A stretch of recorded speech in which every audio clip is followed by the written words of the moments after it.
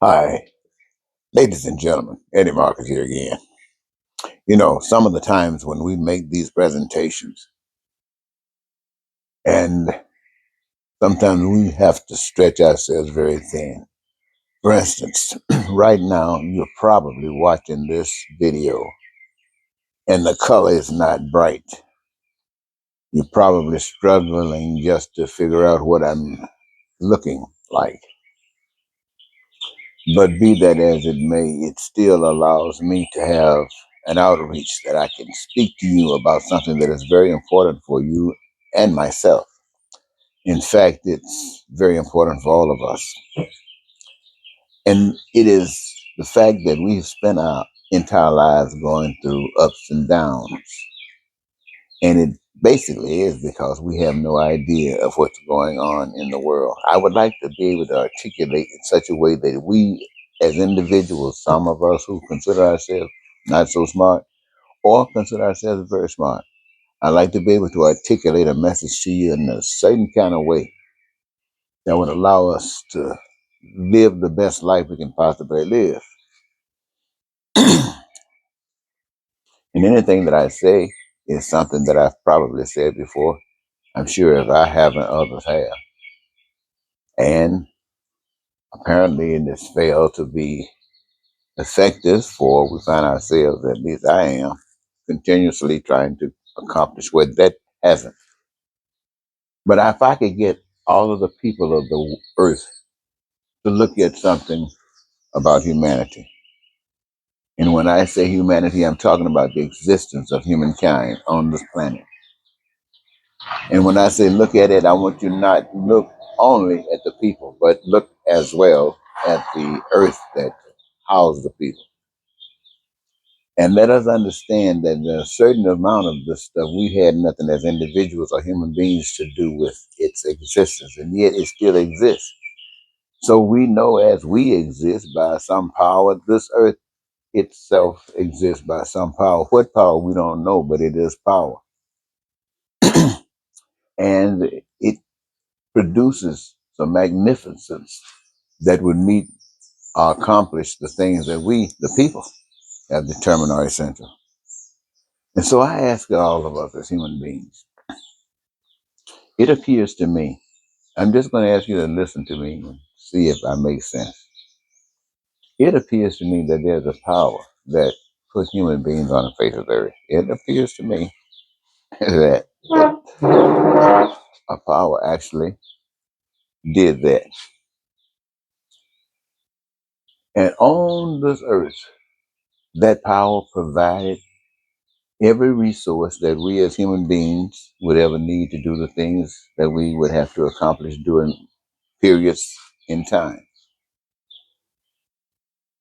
And that power, I look at that power as providing for us as human beings. And then I look at the way that power created us. It allows us to recognize that which is coming amongst us. And for some strange reason, what I'm really seeing is that we, hey, utilize that which God has given us. And I say God because that's the power that I refer to, that's invisible, that has done all these magnificent things that we as human beings cannot do. And that has been provided for us. That we, the human beings on this earth, might utilize those resources. From, I think in the beginning, if I can use this as a starting point, a wheel that might have been made out of a stone. Now, think about the wheels that we have today. They take us to the moon. And so that power has made sure that from the stone to the moon, we as human beings have been able to progress. The people of the world who benefit from all the stuff that God has put on this globe for us, who participate in the process of causing a manifestation by creating, building these resources to meet the needs of the people as they have determined something that they want, need, or desire.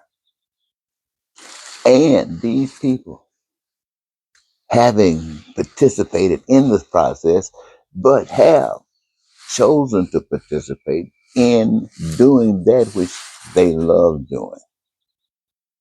doing that which they love. In other words, they've chosen something that they love, but the reward, the divine reward, the joy that only the power that the world can't give and the world can't take away.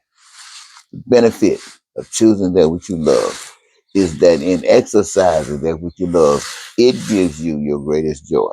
It gives you your greatest joy. That's a divine blessing, I see it. It gives you your greatest joy.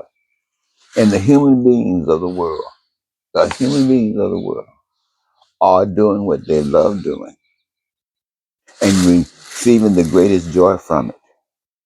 And what they're really doing is utilizing the resources that God has provided so that they can meet the needs, wants, and desires that the people have determined are essential for their fulfillment and their happiness.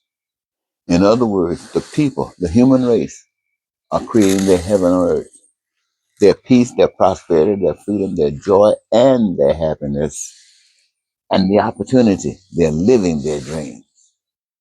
And they suffer for nothing because anything they got. So to me, that is fantastic. But I want you to see this, ladies and gentlemen. No problems there. Everything is divine. But there's someone that comes along and undermines this philosophy, that undermines this thought of life, and comes up with something new. And this, what they come up with new, does not honor an invisible God. They claim the Godship. They claim the Godship, and as they understand that God must own everything, then they themselves claim to be owners of everything, and they come up with some kind of way to possess it, whether it's law, or lie, cheat, steal, or kill. They end up with it. I want you to know that the powers of the earth, this is, and when I'm not just talking about your country is just a room in a house. Your country is just a room in this hell. But this hell is ran by powerful people who have possessed and honored themselves and committed themselves to rip the world off, to rip all the people off and whatever is existence for the benefit of the people, to rip it off for the benefit of the few oligarchs. They call themselves owners of the world. God has chosen them to be owners of the world. And they are the ones who causes wars. They are the ones that causes all the stuff that happens in the world to happen, that involves people, that involves the human being. It is they. And these presidents and prime ministers and stuff like this, I know we've been taught to believe that they had some power. We've been taught to believe that Donald Trump has some power. We've been taught to believe that Musk has some power. They do have a measure of power, but they don't really have any real power. In fact, what they are doing in the positions that they hold in government and outside government is exactly what they were designed to do. It is exactly what they were put there to do. So some of the things that we are doing here as we observe this stuff is trying to fight against Trump, fight against Musk. I know because I do it myself. Fight against Democrats or fight against Republicans or fight against white or fight against black or fight against America or fight against others. All of that stuff is nothing but a bunch of junk designed through confusion, designed through a lack of knowledge of what the truth is. And so we get caught up in all of that stuff. And we end up getting worse and suckered more and more into life, the same kinds of life that history will tell us other dynasties and other empires have had to experience. And so, what I'm saying to the people of the world, in order to deny that kind of curse on us, in order to deny that kind of curse on the population, is for us to resist all of that by doing the best we understand life to be. And that's to do everything that brings that kind of life that we have talked about to us as individuals, and to respond to that same kind of life for us as a collective humanity. Let us fight against all lies and cheating and stealing and racism and bigotry and all of the wars and terror. Let us fight against that by making sure we do the right thing to protect ourselves and to protect one another. And let us put our faith in the power that we can't see, but our respect for that power by our ability to respect one another. Let us do that and forget about somebody trying to lead us anywhere.